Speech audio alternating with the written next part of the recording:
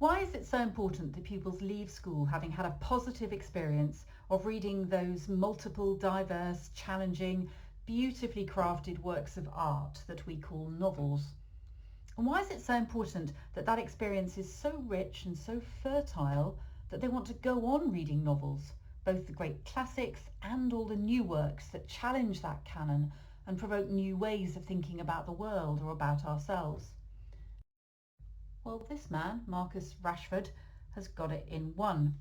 When Marcus Rashford talks about how he didn't have books as a child and reflects now on the massive difference it would have made when he, at the age 17, discovered the power of books, the power of escapism that they afford, the pleasure that they afford. When Rashford is talking here, he's hitting on those three powers that I want to talk about in this 10 minutes. The power of pleasure, the power of being transformed by a book, and the power of being included in conversations. Let's unpack each of these in a little bit more depth. First, the power of pleasure.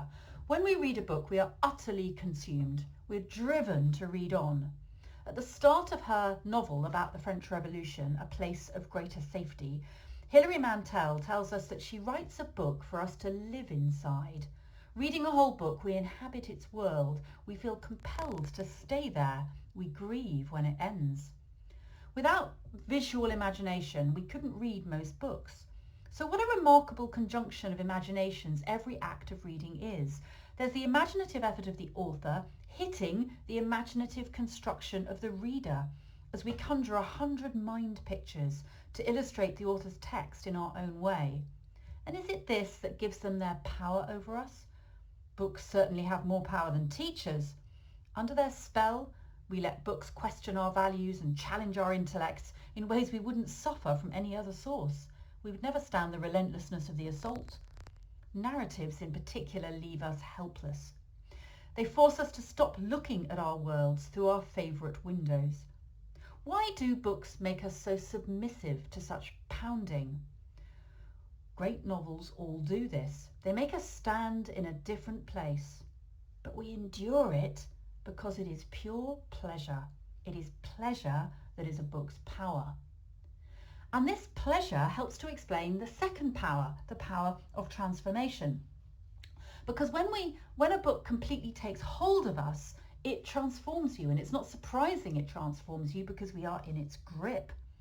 We enter completely different worlds very often, and sometimes they're historically different, geographically different, religiously different. So when we're reading Jamila Gavin's Wheel of Surya, her novel about independence and partition in 1948, we are entering that world, a world that we do not know, a world that is very fully and richly painted and formed. When we enter Cynthia Harnett's Woolpack, we are entering medieval values and settings, and so richly painted with 10 times the power of any history lesson. It also amounts to brilliant preparation for that history lesson. Or when we enter Elizabeth Laird's book, Welcome to Nowhere, we enter the world of a Muslim child in Syria right now. Whatever the setting, whenever we read a book, we are working through moral dilemmas. We are having our assumptions challenged by multiple perspectives, and we see way beyond ourselves and our little worlds. And we start looking also at ourselves. So in other words, the book is also a mirror. We see ourselves in it.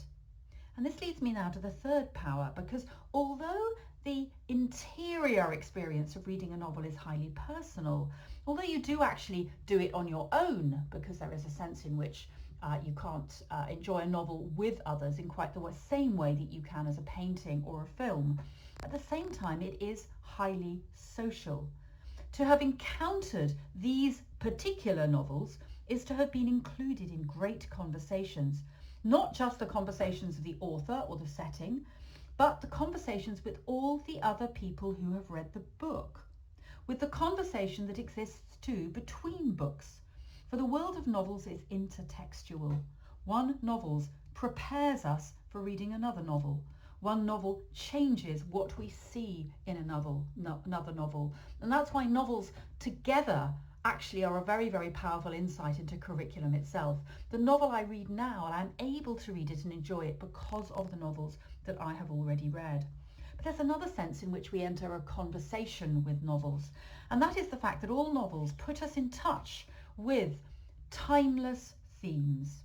Timeless themes that rise above us, that transcend us, that unite us rather than divide us. Whether I'm reading Dostoevsky or Fabio Gada, whether I'm reading Toni Morrison or George Orwell, whether I'm reading Bronte or Eliot or Jamila Gavin or Judith Kerr, I am taken into conversations that others have had, big conversations about humanity, about human condition, about the world, conversations that never end, and I'm in effect made to become part of them. So this social aspect of being included in conversations actually comes right down to a microcosm of it in the classroom. This is why when we read a book in the classroom, we all read the same book, because books actually need to be talked about. And this is another sense in which they are social. There's not really much point in just reading books entirely on your own. The double pleasure, the additional pleasure, and the pleasure that feeds back into reading the book is discussing books with others. You need to talk about it. So you need to have a culture of reading novels where you prioritise the way people discuss books, the way they recommend books to one another eagerly. When I have conversations, as I frequently do at the moment, with head teachers and leaders of schools that are hugely successful, very advantaged children. I'm talking about very often private schools where the children seem to arrive with so much advantage. They arrive with from houses full of books, parents who've been buying them books and giving them books from an early age. And then what is fascinating about such settings is, far from saying, oh, well, therefore that job's done, actually, these are schools that pour masses into continuing to get the children to read. I'm quite staggered when I talk to senior leaders, say in private prep schools, of just how much they invest in reading for pleasure, just how important it is. So if you look at their reading logs, they're not tick lists. They're not ticking off some kind of competence of having read a novel, but they're actually very, very social. Some of the most impressive shared whole class reading blogs are actually reading logs that are extremely social, with children recommending one book to another, and senior leaders making great efforts if there's a single child in a school, age 9, who's still not reading novels independently. A huge amount is done about it because it's deemed to be an absolute priority, because its educative power is colossal. So that leads me then to this rather slide, which is what I like to call the Great Chasm. The Great Chasm between the experience of the best and the experience of children at its worst in relation to novels. So at best, in some settings, we see riches heaped upon riches. We see children who before the age of 11 are often reading a novel a fortnight. We see children where reading is completely self-running. It's not just pleasurable, it's addictive. They can't get enough of it. The novels they're reading are acting as excellent literary preparation for increasingly complex and challenging texts. So no surprises that these children will find that when they're going to read a trickier text like Dickens or Stevenson in Key Stage 3 or in GCSE, they are bridged into it so much more effectively because of the extensive and varied reading that they've done on their own and their experience of having enjoyed a text. They know it's a positive thing. And they're talking about books with one another, often in a very structured way, with their teachers taking a great interest in that talk. And crucially, these specific books are joining up into a web to give them very varied, specific literary reference points in a well-known literary landscape. What's the situation like at worst? What's the other extreme like? There are schools where there are some pupils, in some cases many pupils, in some schools most pupils, where they're still not reading novels on their own independently and voluntarily by year 9. The range of novels they've read by year 9 is limited to the class texts, or perhaps to some very limited and unchallenging genres on top. And they have no experience of the power of a novel for sheer pleasure, the escapism of narrative tension, of fascination with a fully imagined other world, of wanting to read on, of wanting to read another book like it. In other words, novels have not done their work of showing by first-hand experience that intriguing or challenging bits are worth persevering with. Why is there this chasm? Because huge amounts have been done to try to fix this. And what can we do to try to fix this, even where children are arriving at this, for whatever reason, very late? Listen to part 2 and I'll say some more about my thoughts on what we can do about it.